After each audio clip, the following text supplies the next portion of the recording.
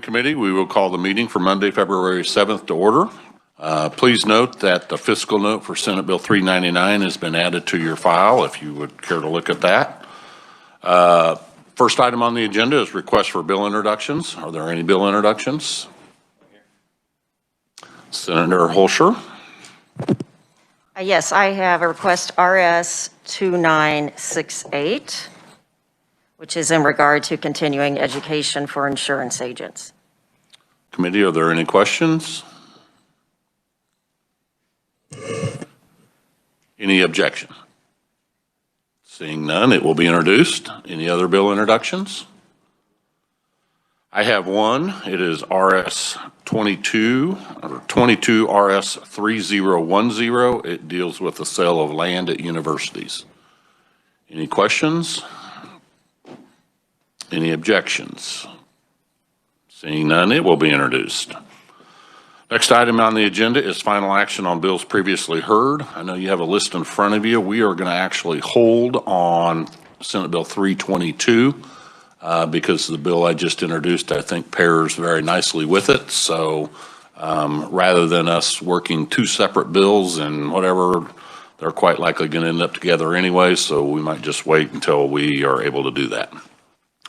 So let's turn our attention to Senate Bill 331.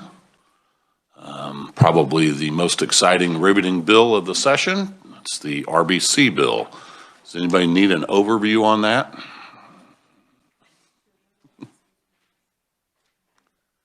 Senator Olson. I would entertain a motion. I move out Senate Bill 331 favorable for passage. Is there a second? I'll second. I've got seconds everywhere. I saw Pittman first. Any discussion? All those in favor of the motion signify by saying aye. Aye. Aye. Opposed, no. Motion carried. Senate Bill 331 is on its way to the floor.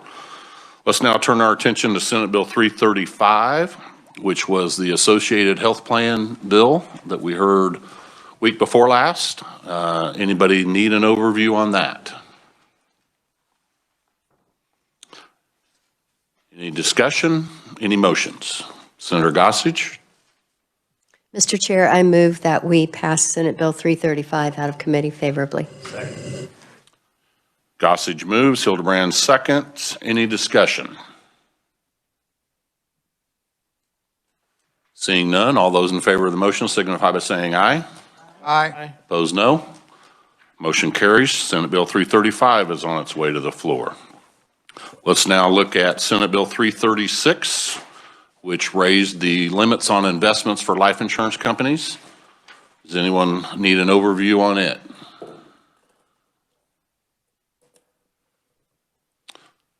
Is there a motion? Senator Hildebrand?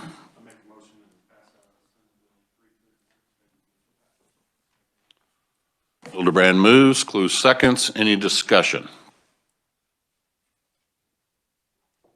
Seeing none, all those in favor signify by saying aye.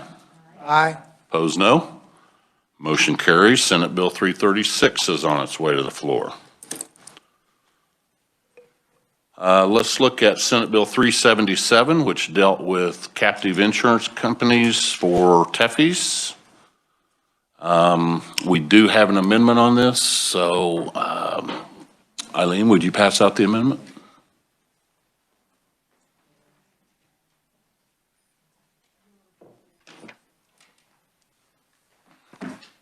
Thank you.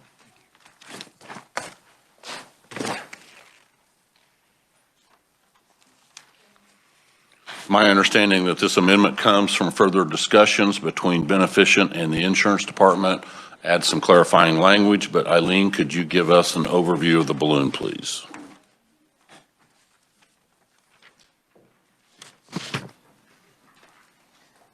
Thank you, Mr. Chair and members of the committee.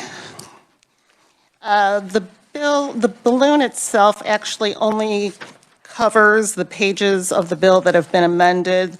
Page 1 has not been amended, it just lists the bill number. On page 2 of the bill, it's just a technical amendment to clarify on page 2, line 17, that it's a financial institution insurance company. It's just a clarifying amendment. On page 6 of the bill, some background on the first balloon, or the first box. So Chapter 40 states that insurance companies are permitted to do business in other states subject to their compliance with statutory requirements. So this amendment brings the TEFI insurance companies into alignment with those provisions. And the amendment states that a technology-enabled fiduciary financial institution insurance company that has been issued a certificate of authority under KSA 40-4302 shall be permitted, subject to compliance with the provisions of KSA 40-214, to do business in any other state or territory of the United States. And then you see this is a new provision, so you'll see the new designation of subsection M being the old subsection L. Then the next box, background in that one, the TEFI Act states that the characterization of the FIDFIN trust or FIDFIN transaction will be respected regardless of how it's characterized under GAAP or tax law. So this amendment applies the same principle to a TEFI insurance policy. And the amendment states that a technology-enabled fiduciary financial institution policy issued in connection with an affiliated FIDFIN trust or FIDFIN transaction as defined in KSA 2021-9-2301 shall respect the form, treatment, and character of such affiliated FIDFIN trust or FIDFIN transaction under the laws of the state, notwithstanding the treatment or characterization of such transactions under generally accepted accounting principles or for tax purposes. And then you see the redesignation following the old subsection P becomes subsection R. And then, oops, sorry, I missed on page 5. If you flip the page on line 9 and 10, we're striking the old designation of profit and loss financial statement and just turning it into financial statements. This was an amendment requested by the department, and that is the sum and total of the amendments. With that, Mr. Chair, I can stand for questions. Thank you, Eileen. Committee, are there questions on the amendment? Senator Pittman and then Senator Dietrich. Thank you. May I ask Eileen directly? Yeah, okay. please. So on the page, the back page where we're actually saying it can do business in any other state, we're not taking away the fact that the policy shall be governed by and construed in accordance with laws of the state of Kansas, right? So in other words, you've put the line over to the L, it kind of looks like. Right. So that becomes the new subsection L, yes. So did we take out the fact that it's now provision that we're governing this by the laws of Kansas? I'm just a little confused by that. No. So if the FIDFIN, I'm sorry, if the TEFI fiduciary financial institution insurance company is doing business in the law under another state, the laws of that state are going to apply to those transactions that occur in that state. Got it. Oh, that's thank you so much. But the laws of Kansas are going to apply to what happens in Kansas and govern the insurance company itself that's sited in Kansas. Thank you for that clarification. Sure. Okay. Committee, any other questions on the amendment?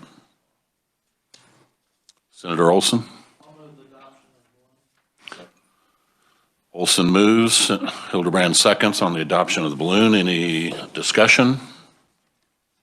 Seeing none, all those in favor signify by saying aye. Aye. Opposed, no. Motion carries. The balloon is adopted. We're back on the bill. What's the committee's preference on the bill? Senator Olson. Thank you, Mr. Chairman. I move that we pass out Senate Bill 377 as amended, favorable for passage. Senator Hildebrand seconds. Any discussion?